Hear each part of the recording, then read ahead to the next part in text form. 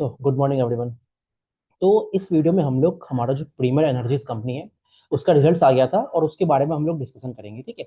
तो अगर आप इनके रिजल्ट्स को देखोगे ना तो इनके नंबर तो हमें दिखता है कि नंबर्स इनके काफ़ी अच्छे ही आए थे। तो बट इस वीडियो में हम इनके नंबर्स के बारे में तो बात होगी, बट इनका जो नंबर्स है उससे ज़्यादा इंपॉर्टेंट हो जाएगा आपको इस वीडियो से पूरी जो इंडस्ट्री में जो चीज़ें चल रही है ना उसके बारे में समझना काफ़ी इंपॉर्टेंट है। तो शुरू करते हैं, है ना। तो आई विल एक्सप्लेन जो भी चीज़ें इनके इंडस्ट्री सेक्टर में हो रही हैं और उसके बाद हम लोग इनकी थोड़ी पीपीटी से जाएंगे and then we will see कि what other things are happening in the business. So start करते हैं। सो अगेन ये कंपनी क्या है, कंपनी अगेन आपकी एक मॉड्यूल मेकर है और ये लोग अभी क्या पूरे अपने बैकवर्ड इंटीग्रेशन की तरफ चल रहे हैं। तो सबसे पहले स्टार्ट करने के पहले ही हम लोग ये जान लेते हैं कि ये कंपनी अभी करना क्या चाह रही है। तो अगर आप कंपनी को देखोगे ना तो कंपनी का आपका जो प्लांट्स है अभी, जैसे अगर इनकी टोटल आप सेल और मॉड्यूल कैपेसिटी देखोगे तो मॉड्यूल कैपेसिटी अराउंड इनकी 5.4 मेगावाट के आसपास है टॉपकॉन्स लाइन में, और जो इनकी सेल कैपेसिटी है वो अराउंड आपकी 3.4 गीगावाट के आसपास है। जिसमें से इनके दो प्लांट जो है 1.4 गीगावाट वाले वो और एक 1.2 गीगावाट वाला, वो एक लास्ट क्वार्टर में आया था और एक लास्ट टू लास्ट क्वार्टर में आया था, ठीक है। तो अभी उन दोनों प्लांट का रैंप अप हो रहा है। सो यहीं पे अगर मैं आप इनके सबसे पहले सेल प्लांट के बारे में अगर मैं और बात करूँ तो अभी जो इनकी प्लांट आई है ना तो लास्ट क्वार्टर में अगर आप इनका कैपेसिटी यूटिलाइजेशन देखोगे सिर्फ सेल वालों का तो वो अराउंड 90-95% के आसपास था। वो ऐसा क्यों था, again that is very clear because जो इनकी पुरानी वाली जो प्लांट थी उसका रैंप अप हुआ नहीं था और नई प्लांट अभी तक आई नहीं थी, ठीक है। और जो उसके लास्ट फाइनेंशियल ईयर वाले जो भी प्लांट्स चल रहे थे वो ऑफकोर्स अपने फुल कैपेसिटी यूटिलाइजेशन पे चल रहे थे बिकॉज सेक्टर में तो काफी अच्छा डिमांड है। तो अभी इनकी जो सेल वाली पूरी लाइन है उसमें अराउंड कैपेसिटी यूटिलाइजेशन आप देखेंगे ना वो अराउंड 79% के आसपास चल रहा है। So that is a thing. और अभी ये कंपनी टारगेट करता है कि जैसे इस पर्टिकुलर क्वार्टर में देखेंगे ना तो रैंप अप तो हुआ है बट रैंप अप उतना ज्यादा नहीं हुआ है। उसके कारण क्या है that I will discuss later on. But company is targeting कि बाई FY 26 के दिसंबर तक ये लोग उस सेल लाइन को भी पूरा रैंप अप 90%, 80-90% तक रैंप अप करने की बात करते हैं, है ना। सो ये है। अब ये बाकी सेल वाले चीजों में और क्या करने की बात कर रहे हैं, तो जैसे इनका एक विजन 2028 आई थिंक था, है ना। तो उसमें ये लोग टारगेट करते थे कि अपना हमारा हम लोग अराउंड आपकी 10 गीगावाट ऑफ सेल्स और 10 गीगावाट ऑफ मॉड्यूल्स को बनाएंगे। So that is a thing. अब इन्होंने इस अपने टारगेट को पहले एडवांस कर लिया है। तो अभी जैसे आप देखेंगे ना इनका 5 गीगावाट का ऑलरेडी मॉड्यूल लाइन है। उसमें इनका तेलंगाना में एक और प्लांट बन रहा है, ठीक है। तो वहां पे 5 गीगावाट के मॉड्यूल्स और आएंगे and that will come by the end of March 26। सो अभी जो ये फाइनेंशियल ईयर खत्म होगा तो वहां पे इनकी एक नई मॉड्यूल लाइन आ जाएगी। सिमिलरली अगर मैं सेल वाले पे बात करूँ तो अभी तो इनकी अराउंड 3.4 गीगावाट के आसपास इनकी सेल की ओवरऑल कैपेसिटी है। तो जो इनका नायडू पुट्टा प्लांट है आपके आंध्र प्रदेश में, which they are building with help of Epack prefab which I have already discussed. So उनके से बनवा रहे हैं ये लोग। और वहां पे ये लोग क्या कर रहे हैं, इस बेसिकली जो टारगेट था ना इनका FY 28 तक करने का उसको लगभग 18 मंथ्स वो कर दिया है, फॉरवर्ड कर दिया है, पहले कर दिया है, एडवांस कर दिया है ना। सो अगेन इससे भी आपको दिखता है कि कोई कंपनी अपने जो एक तो केपेक्स कर रहा है काफी रैपिड पेस में, दूसरा उस केपेक्स को अगर एडवांस कर रहा है so why they will be doing, because they are seeing a huge amount of demand in this particular sector, that's why they will do ना। So with that thought process in mind, they have expanded their cell capacity, which that is in the Andhra Pradesh, from around 4.8 gigawatt तो उसको बढ़ा के इन्होंने 7 gigawatt के आसपास कर दिया है। सो उसका भी वो दो फेज में आएगा। अगर मैं आपको और अच्छे से क्लियर करूँ तो पहले उनकी आई थिंक 3.2 गीगावाट के आसपास आएगी, फिर एक 7 गीगावाट के आसपास आएगा, है ना। 3.2 ऑलरेडी है, 7 अभी इनका आ जाएगा एंड दिस विल कम। एक फेज इनका जून में आएगा FY 26 में और दूसरा एक दो महीने बाद मतलब सितंबर आपके FY 26 में आ जाएगा। सो अगर आप सेल पे देखोगे ना तो सेल पे इनकी जो कैपेसिटी है अभी, अगर जून में कंपेयर करो नेक्स्ट ईयर में, तो वहां से आपका कितना 2.5x की सेल कैपेसिटी बढ़ जाएगी और जो मॉड्यूल कैपेसिटी है वो आपकी मार्च में, सिंस प्लांट आ जाएगा मार्च FY 26 में, तो वहां पे भी आपकी जो मॉड्यूल कैपेसिटी है वो भी डबल हो जाएगी। So by the end of September FY 26 both इनकी जो सेल कैपेसिटी है और मॉड्यूल कैपेसिटी है वो दोनों बढ़ जाएंगी।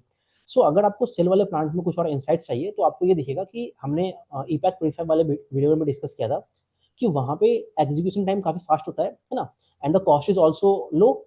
सो द एक्स्ट्रा केपेक्स जो कंपनी को लग रहा है अपने 4.8 गीगावाट प्लांट को 6 गीगावाट में कन्वर्ट करने के लिए, सो बेसिकली आप देखेंगे ना वो जो सेल प्लांट है उसका एक एक्सटेंशन कर रहे हैं वो लोग। So again you can connect with that EPACK prefab video कि कैसे ये प्री फैब्रिकेशन टेक्नोलॉजी जो है आपके सेल प्लांट में भी आपको फायदा कर रहा है। और अकॉर्डिंगली आपको यहाँ से भी क्लियर होता है कि जो इनका एक्स्ट्रा केपेक्स लग रहा है ना उसमें, तो वो आपका नॉमिनल कॉस्ट पे लग रहा है और अराउंड 23% का कॉस्ट सेविंग भी हुआ है इनको। So again totally connects with the industry points so this was about इनके सेल कैपेसिटी में ये लोग क्या क्या करना चाहते हैं और मॉड्यूल कैपेसिटी में क्या क्या करना चाहते हैं। अब हम लोग इसी में कंटिन्यू करते हैं बेस्ट प्लान्स के बारे में, ठीक है। सो बेस्ट के बारे में बहुत ज़्यादा डिस्कशन है। आई have already explain the total addressable market. जो बेस्ट में है वो आपका 3 लाख करोड़ के आसपास का है आप टिल द FY 30। और कंपनी कितना टारगेट कर रही है, जो टोटल डिमांड है बेस्ट की रिक्वायरमेंट है इंडिया में वो 132 गीगावाट आवर्स की है। And this company is targeting how much, they are targeting around 12 gigawatt hours by FY 30। So again आप देखेंगे तो 10% मार्केट शेयर की बात कर रहे हैं ये लोग, है ना। सो ये चीज हो गया। अब मैं बेस्ट के बारे में बोलूँ ना, तो ये भी जो इनका प्लांट है वो भी आपका 2 फेजेस में आएगा। एक तो फेज इनका 6 गीगावाट आवर का आएगा, जो आपका कब आएगा ये आपका जून में आ जाएगा, ठीक है। और बाकी कुछ महीने बाद इनका अगेन, ये कुछ महीने नहीं, एक तो इनका फेज 1 जून FY 26 में आएगा 6 गीगावाट आवर के आसपास। फिर बाई March 27, मतलब 9 महीने का गैप मान लीजिए, तो वो आपका अराउंड अगेन 6 गीगावाट आवर में आ जाएगा। तो by the end of March FY 27 they will have around 12 gigawatt hours of BESS plants. So in a way ये भी टारगेट टारगेट को इन्होंने FY 28 खत्म होने के बहुत पहले ही कर दिया है ना। सो ये चीज है। अब अगर मैं बेस्ट के बारे में यहीं पे और बात कर लेता हूँ, तो अगर आप बेस्ट में देखोगे ना, तो जो रियलाइजेशन होता है, मतलब what amount of revenue they will earn on their best plants, तो ये अराउंड 60 से 65 लाख का आता है, ठीक है। तो अभी मान लीजिए कि इनका 12 गीगावाट आवर का आएगा, तो आप रफ एस्टिमेट करोगे ना, तो around thousand crore of revenue that they can generate from the best plants in FY 27, ठीक है। क्योंकि FY 27 में तो सिर्फ इनकी 6 गीगावाट आवर वाली प्लांट आएगी। दूसरा जो फेज 2 है वो तो FY 27 के एंड में आएगा ना। तो ये चीज है। अब आप देखिए, तो अब जो बेस्ट प्लांट्स होते हैं ना, इनका जो रैंप अप होता है वो धीरे धीरे होता है। क्योंकि जो इस तरह की प्लांट्स होती है आप टेक में और अपग्रेड करते हो, तो उससे उसको स्टेबलाइज करने में टाइम लगेगा। तो कंपनी सेइंग कि FY 27 में ऑल्दो इनका 6 गीगावाट आवर का प्लांट तो आ जाएगा, बट उसका जो यूटिलाइजेशन है वो अराउंड 50% पे ही होगा, मतलब 2 से 3 गीगावाट आवर के आसपास ही करेंगे ये लोग। तो वो चीज है। एंड उसके अकॉर्डिंग हमने निकाला इनका रेवेन्यू कंट्रीब्यूशन, जो कि अराउंड 1000 करोड़ रुपीज के आसपास है FY 27 में। सो ये चीज है। अब जो बेस्ट वाला प्लांट है ना, जो जैसे अभी इंडिया में तो पूरी इकोसिस्टम डेवलप ही हो रही है, we have already discussed in so many videos. तो अभी जैसे बेस्ट प्लांट है, तो वो आपका चाइना से सेल्स इंपोर्ट होगा, है ना। और बेसिकली उसको आप असेंबलिंग करोगे इंडिया में, है ना। So this is an assembly plant. और इसमें मे भी आगे आने वाले समय में जाके ये लोग जैसे जैसे इकोसिस्टम डेवलप होगी, मान लीजिए कोई A11 का नया वेरिएंट आएगा, जिसमें गवर्नमेंट ये बोलती है कि सेल्स भी आपको इंडिया में बनाने पड़ेंगे once the ecosystem is developed. तो उसके बाद वो भले ही हो सकता है, बट अभी के लिए तो मान लीजिए सिंस इंडिया में बेस्ट की कैपेसिटी कितनी है, 500 मेगावाट आवर से भी कम है। So there is no ecosystem for the BESS capacity in India. So इसलिए कभी तो कंट्री इसी मेथड पे जा रहा है। सो ये है। अब ये जो सिंस ये असेंबलिंग प्लांट है ना, तो ये क्या होगा, सिंस इसमें कुछ ज्यादा आपका मार्जिन लुक्रेटिव बिजनेस नहीं है ना, because of course you will be just assembling.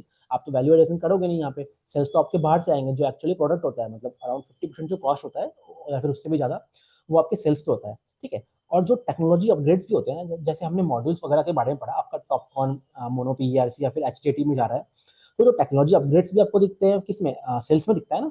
Sales की टेक्नोलॉजी में अपग्रेड हो रहा है। और सिमिलरली अगर आप और उसके बैक मतलब पीछे जाओगे वैल्यू चेन में, जो वेफर्स वगैरह है, तो वहाँ पे आपकी वो सब होती है टैंडेम और 2-3 तरह की टेक्नोलॉजी होती है, तो उसमें भी अपग्रेड हो रहा है। तो सिमिलरली आप उसको सेल वाले चीज़ों से कनेक्ट कीजिए। तो सेल में भी जो टेक्नोलॉजी के अपग्रेड्स हो रहे हैं, तो जो भी अपग्रेडेशन होता है वो सेल लेवल पे होता है। तो कंपनी कहती है कि वो आगे जाके अगर होगा तो हम उस तरह से करेंगे। बट अगर हम लोग अभी के लिए बेस्ट पे बात करें, तो ये जो कंपनी है, सिंस यहाँ पे सिर्फ असेंबलिंग होनी है, so it is an high asset turnover, high ROC lucrative business, but not very margin accretive. मतलब यहाँ पे सिर्फ आप असेंबलिंग करोगे। सो मेरा पॉइंट आई थिंक क्लियर हुआ। तो ये कह रहा हूँ कि बिजनेस की जो एबिटा मार्जिन है इस बेस्ट बिजनेस में थोड़े से रिलेटिवली लो होंगे, but from the capital efficiency point of view वो काफी अच्छा होगा। मतलब बिजनेस के लिए काफी अच्छा है, बट जो इनके शेयर होल्डर्स है उनके लिए ये थोड़ा एक product mix change towards a lower margin business side है। So this is the point you have to understand. और बाकी तो मैंने अभी इनगॉट्स और वेफर वाला जो इनका प्लांट है, पहले उसका टारगेट आई थिंक FY 26 में था, जून FY 26 में था। उसको क्या किया इन्होंने, अभी बढ़ा दिया है, ठीक है। इसको कर दिया इन्होंने December 27 तक। But this is the good thing actually, क्योंकि अभी जो गवर्नमेंट का पूरा फोकस तो आपके सेल वाले पे है। ऑल्दो उन्होंने ALMM 3 निकाला है, जिसमें वो ड्राफ्ट लिस्ट है, जिसके बारे में वो लोग बताते हैं कि कैसे इनगॉट्स वाले चीजों को हम आगे आके इंडिया में लेके आएंगे। तो उस पर क्लैरिटी है। तो गवर्नमेंट तो इसीलिए उन्होंने क्या किया, अभी जो पूरा एक साल का फोकस है ये इनका बेस और सेल वाले प्लांट पे है, और मॉड्यूल तो ऑफकोर्स आएगा ही। सो वो चीज है। और इन्होंने लेकिन क्या किया है, जो बेस्ट वाली चीज है उसमें इनका जो कैपेसिटी था पहले 2 गीगावाट का था, अब उसको बढ़ा के 5 गीगावाट पे कर दिया है। सो ये चीज है। और बाकी तो एल्यूमिनियम फ्रेम्स वगैरह बनाएंगे, तो उस पर हम डिटेल में नहीं जाते हैं, क्योंकि जस्ट एक छोटा सा मार्जिन वाला प्रोडक्ट है इनका, है ना। तो हमने अभी बात कर ली एल्यूमिनियम फ्रेम्स वगैरह के बारे में भी। तो अब हम लोग बात करते हैं इसके अलावा ये जो बिजनेस है अभी नए नए किस सेक्टर में जाने की बात करता है। तो जैसे अगर आप मेरा वाड़ी वाला वीडियो देखे हो तो उसमें आपको दिखेगा कि जो वाड़ी एनर्जी भी है वो आपकी ये इन्वर्टर्स और ट्रांसफार्मर्स वगैरह में जा रही है ना। तो बेसिकली क्या कर रहे हैं ये कंपनीज भी, आपको दिख रहा है कि जो डिमांड है इस तरह की चीज़ों का। आपको मैं ट्रांसफार्मर्स के बारे में बताता हूँ पहले, ठीक है। तो ट्रांसफार्मर का अगर आप डिमांड देखोगे ना, मैंने ऑलरेडी आपको जो बेस्ट का जो टाइम है उसके बारे में बात कर ली।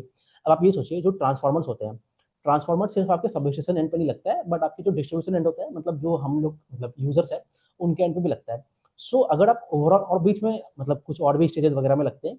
सो this is not the scope of this video. So what I am trying to say कि इन सिंपल टर्म्स, अगर आप ग्रिड में मतलब जो पूरा ये नेटवर्क है इलेक्ट्रिसिटी का, तो अगर उसमें 1 गीगावाट का जनरेशन ऐड होता है तो आपको 10x gigawatt sorry giga volts amperes of आपको ट्रांसफार्मर्स ऐड करने पड़ते हैं।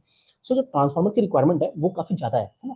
सो अगेन इससे आप कनेक्ट कीजिए कि जो हमारे ट्रांसफार्मर्स कंपनीज है जिसको हम ट्रैक करते हैं, the Silchar tech and the trial, तो वो लोग भी जब केपेक्स कर रहे हैं ना, तो वहां से भी आपको एक आइडिया लगता है कि किस तरह की सेक्टोरल डिमांड्स है। अब देखेंगे ना, तो ये लोग इसी थॉट प्रोसेस से अभी लोगों ने क्या किया है, ट्रांसफार्मर की एक ट्रांसकॉम करके कंपनी है, तो उसके साथ इन्होंने ज्वाइंट वेंचर किया है, ठीक है। तो उसमें ये लोग क्या करेंगे, वो जो ट्रांसकॉम कंपनी है ना, वो आपके जो H V L V segments होते हैं और जो आई डी टी होता है, इन्वर्टर ड्यूटी ट्रांसफार्मर्स होते हैं, जो आपका सिल्चर टेक बनाता है, ठीक है। जो एक हाई मार्जिन एक्रेटिव बिजनेस है और आपका ये रिन्यूएबल सेक्टर में यूज होता है। सो अपनी उनकी जो कैपेसिटी अभी अराउंड 2.5 जीवीए की है, उसको अभी वो लोग आने वाले 1 साल के अंदर आपका अप्रैल 2026 तक अराउंड 16.5 कर रहे हैं, मतलब कैपेसिटी को ही 4x कर दे रहे हैं, ठीक है। तो अभी ये जो बिजनेस है इनका, मैंने आपको बेस्ट वाले में बोला कि वहां पे थोड़ा सा मार्जिन कम आएगा इनका, बट ये वाला जो बिजनेस है, सिंस यहाँ पे डिमांड काफी ज्यादा है और इसमें ये लोग धीरे धीरे वैल्यू चेन में आप मतलब ऊपर की तरफ जाने की कोशिश कर रहे हैं, मतलब एलवी से एचवी करेंगे, एचवी से फिर आपका आईडीटी की तरफ करेंगे। तो उसमें ये जो बिजनेस है इनका, ये काफी मार्जिन एग्रेटिव बिजनेस होगा, है ना। तो ये लोग कहते हैं जो सेक्टर में जो प्लेयर्स है ना, उनको अराउंड 22% के आसपास EBITDA मार्जिन से मिलता है। तो ये लोग भी कहते हैं कि हमको उसके आसपास मिलने की there is a high probability. So अब इंटरेस्टिंग चीज क्या हो जाता है यहाँ पे, एक चीज ये हो सकती है कि आप ये कह सकते हो कि सिंस 4x की कैपेसिटी है, कर तो रहे हैं, क्या उतना डिमांड है, तो कंपनी कहती है कि ये जो ट्रांसफॉर्म कंपनी है इनके पास काफी अच्छा ऑर्डर बुक है and they have a good experience of last 10-15 years. But transform company जो है ना, उसका EBITDA मार्जिन पिछले कुछ सालों में घट भी रहा है। So there could be a possibility कि कैसा वो उनका परफॉर्मेंस रहता है, वो तो हमें आगे जाके ही देखने को मिलेगा, है ना। और ये चीज़ें और इंटरेस्टिंग चीज़ की जो है ना, जो भी मैं अभी केपेक्स मतलब कैश फ्लोज वगैरह की बात कर रहा हूँ, आपको मैंने सेल प्लांट में बताया कि वहाँ पे जो एक्स्ट्रा रिक्वायरमेंट मनी का है ना, जो 4.8 से 7 गीगावाट कर रहे हैं, तो उसमें सिर्फ 400 या 500 करोड़ रुपए लगे हैं इनके। फिर जो इनका बैटरी वाला प्लांट है उसमें भी आई थिंक 300-400 करोड़ रुपए लगते हैं ईच फेजेस में। तो what I am trying to say कि जब मैंने आपको बताया था एक बेस्ट वाली वीडियो में, तो एक बेस्ट प्लान बनाने में पूरे स्टार्टिंग से करोगे आप, तो आपको 2500 करोड़ ऑफ रुपीज लगते हैं ना 1 गीगावाट आवर के लिए। सो आपको ये दिख रहा है कि कंपनी का जो एक्स्ट्रा इंक्रीमेंटल केपेक्स है उसकी रिक्वायरमेंट काफी कम है। सो इसीलिए कंपनी जो है अपना जो भी केपेक्स कर रही है, वो अपने इंटरनल एक्रोल से ही कर दे रही है, और उसके लिए इसको कुछ अगर लेना पड़ेगा तो that is a different thing. But उसके अलावा इनको काफी कुछ मतलब अपने कैश फ्लो से उतना इम्पैक्ट लेना नहीं पड़ रहा है, because at the end of the day इनकी इस कंपनी का EBITDA मार्जिन भी अच्छा है, बिकॉज ये जो डोमेस्टिक DCR सेगमेंट है वहाँ पे भी वर्क करता है, तो कैश फ्लो भी जनरेट काफी अच्छा होता है। सो ये सारी चीज है। तो ये हो गया, ये तो मैंने बात कर ली। हाँ, मैंने अभी आपको मुझे बताना है इन्वर्टर्स के बारे में। तो इन्वर्टर्स के बारे में इन्होंने क्या किया, अभी जो सिरमा टेक हमारी कंपनी है जो आपकी इलेक्ट्रॉनिक मैन्युफैक्चरिंग करता है और आपकी जो प्रिंटेड सर्किट बोर्ड्स है उसमें बैकवर्ड इंटीग्रेशन करते हैं वो लोग, है ना। तो मतलब और भी बाकी कंपनीज हमारे केन्स टेक और बाकी जो सेक्टर है इस पूरे में। तो बेसिकली यहाँ पे ये लोग अभी के सोलर की जो कंपनी है उसको एक्वायर किया है बेसिकली इन्होंने और सिरमा टेक ने मिलकर। तो 51% जो स्टेक है ये आपका प्रीमियर के पास है और 49% सिरमा टेक के पास है। अब इस इन्वर्टर बिजनेस आपकी वाड़ी में जा रही है इन्वर्टर बिजनेस में। So what is so important about the inverter business. So जो इन्वर्टर्स की यूज क्या होती है, इन्वर्टर्स होते क्या है, इन्वर्टर्स बेसिकली आपका एक फॉर्म मतलब अल्टरनेटिंग करंट और DC करंट को कन्वर्ट करते हैं ना। जनरली जो हमारे घर में फैंस वगैरह चलते हैं वो आपके AC करंट पे चलता है, ठीक है। और जो हमारे रिमोट वगैरह में बैटरी जो लगती है वो आपकी DC लगती है, ठीक है। तो ये अब जो सोलर से इलेक्ट्रिसिटी प्रोड्यूस होती है वो आपके DC में होती है। अब उसको जब आपको AC करंट में करना है और वायर्स के वायर भेजना है तो आपको इन्वर्टर्स की रिक्वायरमेंट होती है। नाउ इन्वर्टर्स आपके हर जगह पे लगेंगे, ठीक है। But the inverters are not just a conversion device, rather it is a data storage device and it is internet of things से पूरे कनेक्टेड डिवाइसेस होते हैं। मतलब आप मान लीजिए कोई गुजरात में डिवाइस लगाया या फिर कुछ आपके महाराष्ट्र में डिवाइस लगाया, तो ये जो इन्वर्टर है किसी एक कंपनी का ही है, तो वो सारे इंटरकनेक्टेड है और उसके अंदर डेटा स्टोरेज होता है। अब आज की डेट में क्या है, इंडिया में जितने भी इन्वर्टर्स होते हैं वो आपकी कुछ कंपनीज है, मैं आपको एंड में दिखाता हूँ। तो सारे मोस्टली कंपनी जो है चाइनीज कंपनीज है, ठीक है। कुछ कंपनी फ्रांस है, इटली वगैरह की भी है। और अभी वाड़ी ने एंटर किया है, तो वाड़ी का बहुत ही छोटा सा मतलब कंपोनेंट है उस इन्वर्टर बिजनेस में। So what I am trying to say कि जो भी इन्वर्टर्स इंडिया में है वो मोस्टली आपके अभी इंपोर्ट होते हैं फ्रॉम द चाइना। सो अभी जब आप इस तरह की कंपनी के साथ इनका जॉइंट वेंचर होता है, मतलब शर्मा टेक के साथ जो इन्होंने के अभी कौन सी कंपनी है, ये के सोलर है ना, के सोलर को एक्वायर किया है। तो इसके वाया ये लोग क्या करेंगे, एक तो वैल्यूएशन में ऊपर जाएंगे। और अभी जो ये लोग टारगेट कर रहे हैं ना पूरा, इससे ये आपके रूफटॉप सेगमेंट को टारगेट करते हैं। क्योंकि रूफटॉप जो है आपका अभी पीएम कुसुम या फिर पीएम सूर्य घर बिजली योजना है, इसे जो टेलविंड से इस पूरे सेक्टर में काफी अच्छा दिख रहा है ना। सो ये है। और जो आपकी ये जो के सोलर वाली कंपनी है ना, इसका जो टाई अप है, मतलब कई सारे जो इनके ओईएम्स होते हैं हमारे कंट्री में, उनके लिए ये लोग मतलब ऑलरेडी कॉन्ट्रैक्ट मैन्युफैक्चरिंग करते हैं। जैसे आपको वो एक कंपनी है ना, सेलेकॉर गैजेट्स करके, तो कॉन्ट्रैक्ट मैन्युफैक्चरिंग वाला काम भी करते हैं लोग। तो again what I am trying to say कि इनका ऑलरेडी उन बिजनेस के साथ ऑलरेडी पहले से ही इंटरडिपेंडेंस है। सो एक तरह से आप ये समझ लीजिए कि ये उस सेक्टर में जाने की बात कर रहे हैं। So this was about the inverter business. और कुछ और पॉइंट है? अभी तो मैंने बोल दिया चाइना से करेंगे। और जो ये जो आपकी के सोलर कंपनी है ना, धीरे धीरे ये भी आपका बैकवर्ड इंटीग्रेशन कर रहा है। और आपका ये देखिए सिग्मा टेक जो है वो ऑलरेडी पीसीबी की तरफ जा रहा है। तो अभी जो पीसीबी चाइना से इंपोर्ट होते हैं, तो आगे जाके ये जो एक्सपर्टीज है आपका सिग्मा टेक, वो इस कंपनी को भी देगा और अपने जो इनकी एक्वायर्ड कंपनी है उसको भी देगा। So there is a high possibility कि ये आगे जाके अपने बैकवर्ड इंटीग्रेशन में आपकी पीसीबी भी बनाएंगे, तो वो पीसीबी आपकी चाइना से इंपोर्ट होना बंद हो जाएगी। तो अगेन एक तो मेक इन इंडिया भी उससे होगा, आत्मनिर्भर भारत की तरफ भी टुवर्ड्स दैट पर्टिकुलर चीज है। और साथ ही साथ कंपनी के लिए भी अच्छा होगा ही होगा। और अभी तो ये लोग, ये जो कंपनी है, ये लोग टारगेट कर रहा है कि around 3 gigawatt of rooftop solar जो पूरा मार्केट है उसको टारगेट कर रहे हैं, ठीक है। उसमें ये लोग अभी कोशिश कर रहे हैं कि नेक्स्ट फाइनेंशियल ईयर के मिड तक अराउंड 1 मिलियन मतलब 10 लाख ऑफ इन्वर्टर्स को सेल करने की बात कर रहे हैं। और उससे अराउंड 1500 ऑफ रेवेन्यू ये लोग टारगेट कर रहे हैं।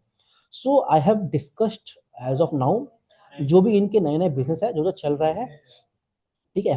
अब हम ओवरऑल ट्रैजेक्टरी की बात करते हैं। बिजनेस ये तो मैंने बता दिया केपेक्स में क्या क्या हो रहा है इस बिजनेस में, ठीक है। सो अब ये बिजनेस आगे की तरफ कैसे बढ़ रहा है, एक तो मैंने अभी आपको एक्सप्लेन किया, जो अभी इन्वर्टर है, बेस है और इनका ट्रांसफार्मर है। इससे आने वाले कुछ समय में आई थिंक मोस्ट प्रोबेबली 2 साल की बात कर रहे हैं ये लोग, है ना, जिस क्योंकि उसके अंडर में इनके सारे प्रोजेक्ट्स आ जाएंगे। सो उसमें ये लोग अराउंड अपना 30% ऑफ जो रेवेन्यू है इनका, वो ये लोग इस बिजनेस से टारगेट कर रहे हैं, मतलब बेस इन्वर्टर और ट्रांसफार्मर से टारगेट कर रहे हैं। और बाकी जो सेक्टर है उसमें डिमांड तो काफ़ी अच्छा है और at the same time falling prices है। तो कंपनी सेइंग कि we will be a beneficiary of that. And also they are saying कि हम FY27 जो है वो एक इन्फ्लेक्शन पॉइंट की तरह देखते हैं। क्या वो देखते हैं, इनका बेस वाला प्लांट आ जाएगा, सेल और मॉड्यूल कैपेसिटी डबल हो जाएगी और बाकी वेफर्स वाले के बारे में भी काफ़ी अपग्रेड हो जाएगा।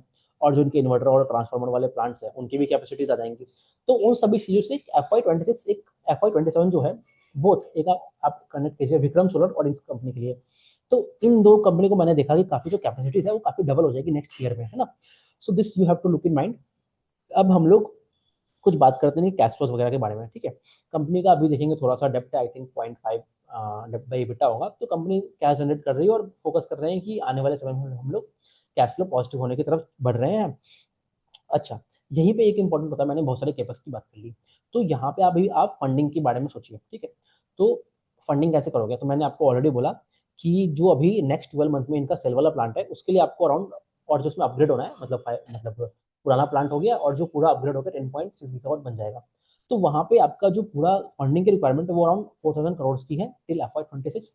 सिमिलरली आप जो इनवर्ट्स वाला प्लांट है वो FY26 के बाद 1 साल में आएगा, मतलब वहाँ से 12 मंथ्स लगेंगे। तो उसमें आपको अराउंड 6000 करोड़ का केपेक्स लगेगा। और जो बेस वाला प्लांट है उसमें आपको 300 मतलब दोनों फेजेस के लिए वो इनका इंटरनल अप्रूवल से हो जाएगा। तो ये है। और हाँ, यहाँ पे अभी कुछ इन्वेंट्री और इनके एग्जीक्यूशन पे बात करनी है। तो जो इनका एग्जीक्यूशन देखोगे ना आप इस क्वार्टर में, वो जो रैंप अप एक्सपेक्टेड था उस लाइंस पे नहीं हुआ है, ठीक है। ऐसा क्यों है? नाउ एक दो तरह की मैनेजमेंट मुझे दिख रही है अभी जितने भी मैंने कॉन्फ्रेंस देखे हैं। एक तो कहता है कि रेंज के कारण हमारा डिमांड में कुछ इशू नहीं आया है। दूसरी मैनेजमेंट्स वो है जो कहती है कि रेंज के कारण हमें कुछ इम्पैक्ट दिखा है। So yes there could be a, जैसे मैंने डायनामिक केबल्स में देखा था, वहाँ पे मैनेजमेंट ने कहा था। और इवन अगर आप मैं ज्वेलरी सेक्टर में भी देखूँ तो वहाँ पे सेंको गोल्ड ने भी कहा था कि हमें फ्लड से थोड़ा इम्पैक्ट हुआ है। और अगर आप इवन आप क्रेडिट एक्सेस ग्रामीण को देखिए तो आपको मालूम चलेगा वहाँ पे कि महाराष्ट्र और गुजरात में बारिश हुई थी तो उनका जो पोर्टफोलियो है वहाँ पे, मतलब जो एसेट्स क्वालिटी है वो भी खराब हो गई थी। तो yes, there is a impact of rains on the ground. अलग अलग इंडस्ट्री को ट्रैक करते हैं, आपको मालूम चलता है। सो और एक तो ये मैंने बता दिया आपको, इसके कारण थोड़ा सा डिले हो गया था प्रोजेक्ट्स में। दूसरा, जैसे जैसे जब गवर्नमेंट ने जीएसटी रेट कट किया ना सितंबर के एंड में, तो वहाँ पे आपके जो सोलर पैनल्स वगैरह होते हैं उस पर आपको 5% जीएसटी कर दी। तो उससे सेक्टर में डिमांड आया, और जितने भी मान लीजिए इनके जो क्लाइंट्स हैं, डेवलपर्स होंगे, तो उन्होंने ये बोला कि भाई आप हमें जो डिलीवरी करनी है वो आप सितंबर के बाद कीजिए, है ना। तो सितंबर आपका क्वार्टर 2 में पड़ता है। तो उसके कारण क्या हुआ, इनकी जो डिलीवरी है वो पोस्टपोन हो गई, बिकॉज सारी कंपनीज आपको वो जीएसटी का फायदा लेना चाहता था, है ना। तो एक तो वहां से इम्पैक्ट आ गया। तो आप ये सोचिए, तो कंपनी ने तो ऑलरेडी अपना इन्वेंटरी बिल्ड कर लिया होगा, मतलब वेफर्स वगैरह मंगा लिए होंगे ना चाइना से। फिर जो आपके सिल्वर है, सिल्वर की पेस्ट यूज होती है आपकी वो मॉड्यूल्स वगैरह में, तो है ना, तो वो सब मंगा लिए होंगे। तो इसलिए इनकी जो इन्वेंट्री है वो around I think 300-400 crore rupees के आसपास बढ़ गई है ना। because the projects were slightly delayed in the quarter 3. Now the company is hopeful कि वो हम जैसे जैसे रैंप अप होगा उसके अकॉर्डिंगली कर लेंगे। और हमने बात की कि सेल प्लांट में भी ये लोग बाई दिसंबर 26 अपने प्लांट को 90-80-90% कैपेसिटी तक लेके जाने की बात करते हैं। So this was about their execution and anything else. So अभी तो मैं ये हो गया, अभी इनके ऑर्डर बुक के बारे में बात करना है, ठीक है।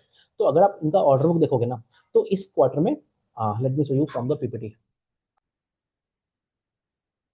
So before going into the PPT and the order book part, I just want you to go through the PPT, so you will get a better clarity क्या क्या हो रहा है चीजों में, है ना। So this was the production capacity I have already discussed. Debt by EBITDA I have already discussed. So let's move. So industry highlights तो हमने बहुत सारे वीडियोस में डिस्कस किया है, और बाकी तो मैंने जीएसटी कट्स वगैरह के बारे में बात कर ली, और सेक्टरल ट्रेंड्स मैंने बता दिए। सो अभी देखिए, यहाँ से मैं आपको एक और चीज़ एक्सप्लेन करता हूँ। सो मैंने जो एक एक जो पूरा ट्रेंड चल रहा है कि इंडिया में मॉड्यूल्स की ओवर कैपेसिटी है कि नहीं है, तो जस्ट रिकॉल की एक चीज़ आप देख लीजिए, जो 1 गीगावाट से कम की कैपेसिटी है वो अराउंड 15 गीगावाट है। I will come back to this again. So ये चीज़ है। और बाकी तो यूएस में भी जो डिमांड चल रहा है, और जो यूएस में क्या थोड़े अभी इशूज चल रहे हैं, उसके कारण कंपनी वहाँ पे थोड़े pause and wait and watch watch वाले मोड में चल रही है, ठीक है। सो ये है। और बाकी तो मैंने बेस्ट वाला डिमांड की जो टेंडरिंग है ऑलरेडी मैंने पूरा अच्छे से एक्सप्लेन कर दिया है कि किस तरह के सेक्टर में टेंडरिंग हो रही है और किस तरह का डिमांड है। एंड इवन द बोंडाटा जो कंपनी है उसने ही बोला है कि हम 100% CAGR एक्सपेक्ट करते हैं in the BESS segment for the next 4 to 5 years. So you can get an sense of what is the scale in this particular segment. और this again I have explain the, इन्होंने जो नायडू पट्टू में जो इनका plant है, Naidu PETA करके जो जगह है, उसमें जो इन्होंने बढ़ाया है, and for the ingots and weavers, although जो टाइमलाइन थोड़ी सी इनकी बड़ी है, मतलब बट जो दिसंबर 27 कर दिया इन्होंने, बट अगेन इस पे इन्होंने 2 गीगावाट से 5 गीगावाट पे कर दिया है, and which is in line with the ALMM 3 policy. सो ये चीज़ है। और बाकी तो इनके जो मैंने बताया आपको, मॉड्यूल का प्लांट इनका आ ही रहा है, जो कि आपके मार्च 26 में आ जाएगा। बेस वाली प्लांट 2 फेजेस में आएगी, एक आपका जून में आएगा और एक आई थिंक दिसंबर जनवरी तक आएगा, है ना। तो वो चीज़ है।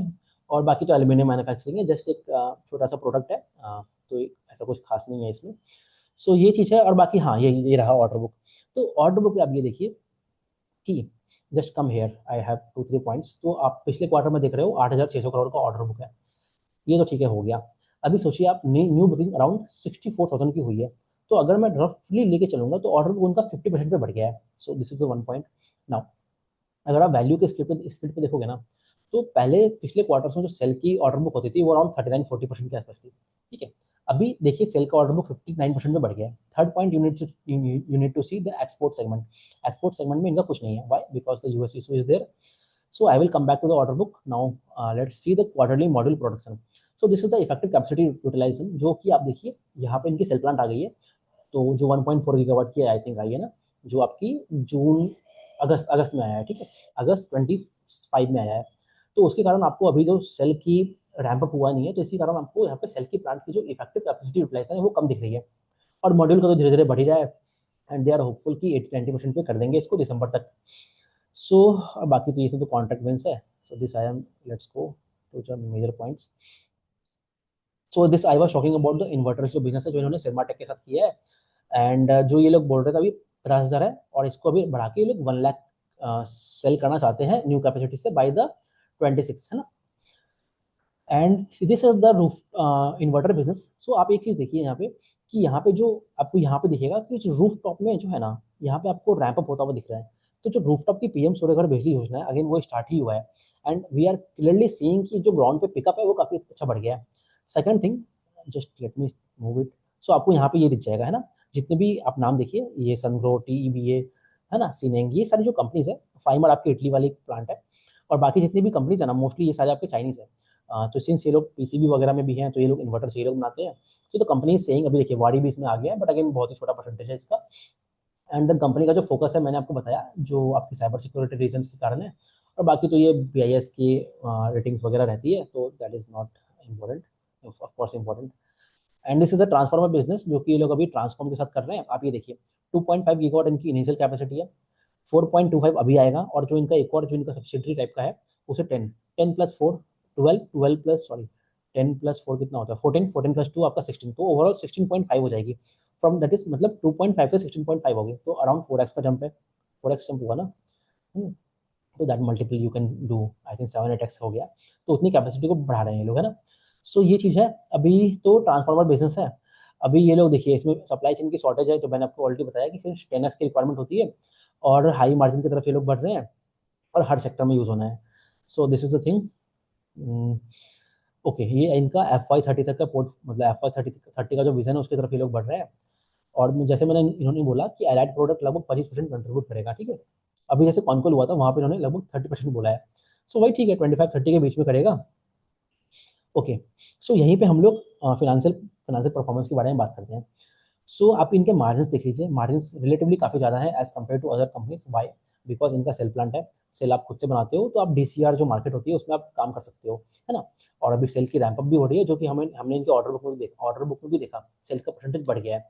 तो वो सारे कारण है। और ये हो गया। बाकी तो रेवेन्यू मिक्स बाय ज्योग्राफी आप देख लीजिए, एक्सपोर्ट में ज़्यादा है नहीं।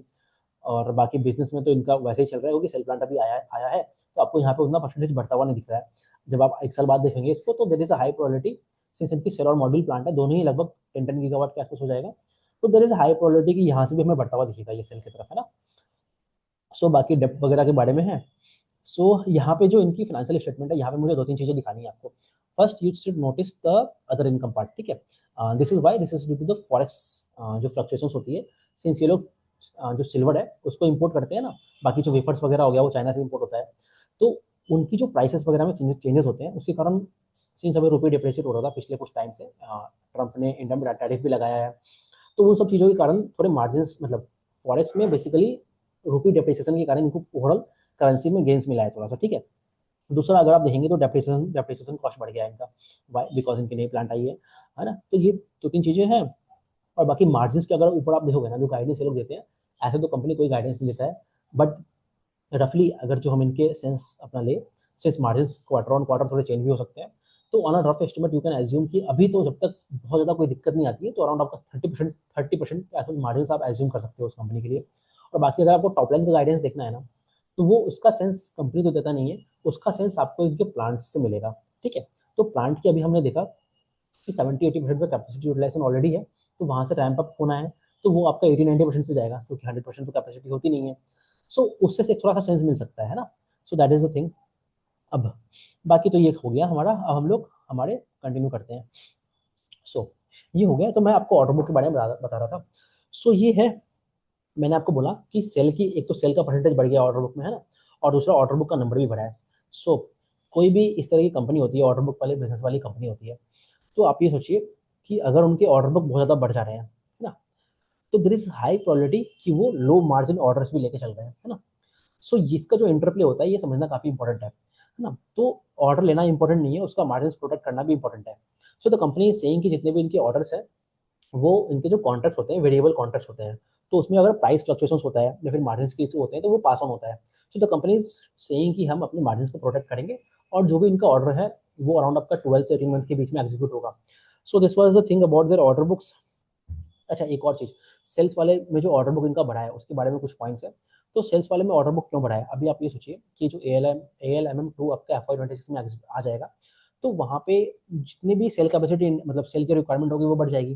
तो जितने भी प्लांट है, वो लोग चाहेंगे ना कि हम अपने जो सप्लायर्स हैं, अच्छे सप्लायर्स हैं, जो एलीट मतलब Tier 1 सप्लायर्स हैं, उनसे कॉन्ट्रैक्ट अपना साइन करें, ताकि हमको सेल्स की सप्लाई में दिक्कत ना हो। तो एक तरह से वहाँ से भी रस है, तो दैट्स वाई इनका सेल में जो ऑर्डर बुक है वो बढ़ रखा है। So this was the thing. Okay, financials वगैरह के बारे में बात कर ली मैंने। सो ओके, ये हो गया। अब हम लोग कुछ रिस्क वगैरह के बारे में बात करेंगे, ठीक है। वो काफ़ी इंपॉर्टेंट हो जाता है। जस्ट अ सेकेंड, ये सब मैंने बात कर लिया है रिस्क। हाँ, सो ये जो मैंने मेरा वीडियो है, इस वीडियो में आप लोगों को पूरे सेक्टर के जो रिस्क होते हैं ना, इसके बारे में आपको काफ़ी अच्छा एक आइडिया लग जाएगा। So first important risk clearly China factor. Why? क्योंकि चाइना से अभी भी हमारे सेल्स और बैटरीज काफ़ी इंपोर्ट हो रहे हैं। सेल्स में भी अभी आने वाले एक साल में जैसे अभी आप देखेंगे ना, अराउंड सेल्स की जो इंडिया में कैपेसिटी है वो अराउंड 27 गीगावाट के आसपास है, बट जो प्रोडक्शन होगा वो अराउंड आपका 17-18 गीगावाट के आसपास है। ठीक है, नेक्स्ट फाइनेंशियल ईयर में अगर मैं बोलूँ तो आई थिंक 80 गीगावाट के आसपास जाने की बात हो रही है, उसकी मैं आपको बताता हूँ। हाँ, 80 गीगावाट के आसपास FY 27 में बात हो रही है। तो अगेन वहाँ पे उसका रैंप अप होगा, है ना, स्टेबलाइजेशन होगा, उसमें टाइम लगेगा। तो कहने का मतलब है, तो चाइना से सेल्स की इंपोर्ट है, वेपर्स वगैरह की इंपोर्ट होती है ना, इनगॉट्स वेपर सब इंपोर्ट होते हैं। तो उसके कारण क्या होता है, जो रॉ मटेरियल के प्राइसेस के फ्लक्चुएशंस होते हैं, है ना, तो वो एक बहुत बहुत बड़ा इस सेक्टर के लिए इशू है। तो अभी जैसे देखेंगे ना, तो चाइना में, अब आप ये सोचिए, चाइना चाइना पे यूएस का टैरिफ लगा हुआ है। ठीक है, तो चाइना में इकोनॉमी में स्लो डाउन है, इंडिया चाइना से मॉडल्स बनाना बंद ही कर दिया है। रादर अगर आपने कुछ न्यूज़ को फॉलो किया तो आइनॉक्स विंड जो है वो चाइना में मॉडल्स को एक्सपोर्ट कर रही है ना। So that is a thing. तो क्या है कि चाइना में एक तो स्लो डाउन है, तो जब स्लो डाउन होता है तो there is could be a possibility कि वो डंप करेंगे यहाँ वहाँ। तो वो सारी उस चीज़ का जो इंटरप्ले है वो हमें देखना है। ठीक है, दूसरा, अभी तो आप देखिए, जो जो कंपनी है वो आपकी जो नॉन टीसीआर मार्केट है ना, सिंस वहाँ पे मॉड्यूल काफ़ी सारे प्लांट आ गए हैं हमारे, तो there is a issue of over capacity in that particular segment. तो इसलिए जो कंपनीज है, जो नॉन टीसीआर मार्केट है, वहाँ पे आपका मार्जिन प्रेशर फेस कर रहा है ना। तो अभी तक इस कंपनी को नहीं आया है, क्योंकि ये लोग सेल्स में भी बैकवर्ड इंटीग्रेटेड है, और बाकी ये लोग डीसीआर मार्केट को भी सर्व करते हैं। बट ये चीज़ कितने समय तक आगे जाके हमें दिखता है, वो हमें देखना काफ़ी इंपॉर्टेंट है। और फिर इसके बाद आपका है, ओके, आप ये सोचिए, यहीं पे एक पॉइंट मैं डिस्कस करता हूँ। जब ALMM2 आएगा तो यहाँ पे जो स्मॉलर मॉड्यूल मेकर्स हैं उनका क्या होने वाला है ना। तो आप ये सोचिए कि एक बड़ा प्लांट जो है, क्या वो छोटे मॉडल मेकर के पास जाएगा, जब आपके पास ऑलरेडी ऐसे प्रीमर जैसी कंपनी है जो बेटर टेक्नोलॉजी देता है, बेस में भी जा रहा है, बैकवर्ड इंटीग्रेटेड भी है, एक पूरा एज अ पैकेज के रूप में आपको प्रोडक्ट दे सकता है। सो वो इंटरप्ले है। और आप ये सोचिए, अब इसमें एक क्वेश्चन ये आता है, जैसे मैंने शेयर भी किया था, तो कई सारी कंपनी जो है वो ये सोचती है कि भाई हम रूफटॉप में सर्व कर लेंगे, छोटी कंपनी जो है। बट आपको रूफटॉप में सर्व करने से काम नहीं चलेगा। क्यों? क्योंकि ये जो कंपनी है, जैसे मैंने आपको बताया, ट्रांसफॉर्मर बिजनेस है उनका, उसमें वो डिस्ट्रीब्यूशन चैनल पे भी वर्क कर रहे हैं, हाँ, अपने रिटेलर्स की तरफ टारगेट कर रहे हैं। सो जो प्रीमर जैसी कंपनी या फिर वाड़ी हो गया, सिंस इनका इतनी बड़ी कंपनी है, तो इनको वो हिट लेने की भी ताकत है, एंड वो अपने डिस्ट्रीब्यूशन चैनल्स को बिल्ड कर रहे हैं, और धीरे धीरे ये लोग रूफटॉप में भी घुस जाएंगे, है ना। तो वो वाली चीज़ है। तो उसके कारण जो ALMM, जो आपके नॉन डीसीआर मार्केट है, और स्पेशली जो वैसे प्लांट जिसकी 1 गीगावाट से कम कैपेसिटी है, तो मैंने आपको दिखाया था अराउंड 15-17 गीगावाट आपके ये उससे लेस की कैपेसिटी है हमारे इंडिया में मॉड्यूल्स की। तो वो तो इफेक्टिवली आगे जाके एक तरह से डिफंक टाइप की हो जाएंगी ना, क्योंकि उनसे क्या कोई सामान खरीदेगा, वो एक काफ़ी क्वेश्चनेबल चीज़ है, that we have to keep on seeing as the industry move forward. So ये चीज़ है। अब ये हो गया, और बाकी तो टेक भी तो एब्सोल्यूट एब्सोल्यूट हो जाता है। क्योंकि आप सोचिए ना, अभी तो मोनो पीईआर काफ़ी सारे कंपनीज यूज़ करता है, आगे जाके आपको टॉप 1 या उससे ऊपर जाना पड़ेगा ना। और ये वाली चीज़ है। सो अभी जैसे आपका सेल्स में भी, और ये चीज़ सिर्फ मॉड्यूल के लिए नहीं है, ये सेल्स में भी होगा। तो जैसे इंडस्ट्री ने इवॉल्व करके मॉड्यूल से सेल पे गया है, वैसे ही आपको सेल से वेफर पे जाना है। तो सेल्स में भी आपको टेक्नोलॉजी अपग्रेड करना पड़ेगा। तो ये जो पायरोकाइट्स वगैरह होते हैं, टेंडेम या फिर बैक कॉन्टैक्ट, ये सब सेल्स की टेक्नोलॉजी है, और हम लोग डिस्कस करेंगे एज एन इंडस्ट्री प्रोग्रेस करती है इस पे। सो ये चीज़ है। और बाकी तो यूएस मार्केट वाला मैंने आपको इशू बताया ही बताया, कि वहाँ पे भी अभी जो कंपनीज है कितने टैरिफ लगे हुए हैं वहाँ पे। सो ये चीज़ है। और एक और इम्पोर्टेंट चीज़, एक इंटरेस्टिंग है यहाँ पे, सिल्वर के बारे में मैंने बात किया, सिल्वर पेस्ट वगैरह यूज होते हैं इनके सेल्स और मॉडल्स बनाने के टाइम पे। तो सिल्वर की प्राइसेस बढ़ी है पिछले कुछ समय में, because of the geopolitical tensions. हमने देखा सिल्वर ETF कितना लुक्रेटिव हो गया था, लोग उसके ऊपर बात करने लग गए थे। So that is the thing. अब इसके अलावा एक और एक जनरल इस तरह के पूरे सेक्टर के लिए इशू होता है, टेंडरिंग में स्लो डाउन। टेंडरिंग में स्लो डाउन क्यों होता है? क्योंकि जो पुराने टेंडर्स हैं उनका अगर PPA साइन नहीं हुआ है, मतलब परचेस एग्रीमेंट साइन नहीं हुए हैं, तो गवर्नमेंट क्या करती है, नए टेंडर्स लाती नहीं है। तो ये एक बहुत बड़ा क्वेश्चन आता है सभी लोगों को, इस मतलब जो भी ये कंपनी ट्रैक करते हैं। तो इसमें मैं ये कहूँगा कि आप पीछे देखिए कि ओवरऑल सेक्टर में डिमांड कैसी है। डिमांड आपको दिख रहा है। अब अगर अगर आप एक स्टैब्लिश्ड IPP प्लेयर हैं, फॉर एग्जांपल एल्पेक्स है ना वो कंपनी का नाम, जो IPP करता है, तो आप उस कंपनी को देखिए। तो अगर आप वो यूटिलिटी स्केल में बनाता है, तो उनके जो प्रोजेक्ट्स होते हैं वो आपके 2 से 3 साल के लिए ऑलरेडी पैक्ड इन है, मतलब उनको 2 से 3 साल की विजिबिलिटी ऑलरेडी है। तो ये जो PPA साइन होने हैं, अराउंड 40 गीगावाट के PPA साइन नहीं हुए हैं, तो बीच में भले ही आपको कुछ महीने के लिए आपको लल पीरियड दिखे, बट जैसे ही वो PPA साइन हो जाएंगे, तो वो आराम आराम से वहाँ पे रैंप अप हो जाएगा, है ना। और ऑलरेडी पूरे कंट्री लेवल पर अराउंड 100 गीगावाट जो है, उससे ज़्यादा की प्रोडक्शन हो ही रही है, मतलब IPPs वगैरह की। तो there is a no issue of वहाँ उस एंड से तो कोई इशू नहीं है, बट अगेन अनसर्टनिटी आ जाती है जब ट्रेंडिंग स्लो डाउन होता है। सो ये सारे कुछ आई थिंक 4-5 पॉइंट्स मुझे डिस्कस करने थे। सो जस्ट सेकंड, इसके अलावा आई थिंक सो ये सारे पॉइंट्स है, आई डोंट थिंक कि कुछ और पॉइंट्स है, जस्ट लेट मी सी वंस। तो आई होप आपको पूरा सेक्टर में क्या इशूज चल रहे हैं, किस तरह के टेलविंड्स हैं, क्या क्या इशूज हैं, आपको काफ़ी अच्छे से एक्सप्लेन हो गया होगा। और ठीक है, आप इस वीडियो को वैसे ही देखिए, मतलब not for a Premier Energies kind of a video, rather कि एक सेक्टर में क्या इशू चल रहा है उस तरह से देखिए, और मैं जैसे जैसे सेक्टर आगे बढ़ेगा हम लोग उसको ट्रैक करते रहेंगे। हाँ ना, I hope you I have clarified all your doubts जो भी चल रहे थे। Thank you very much, have a good day.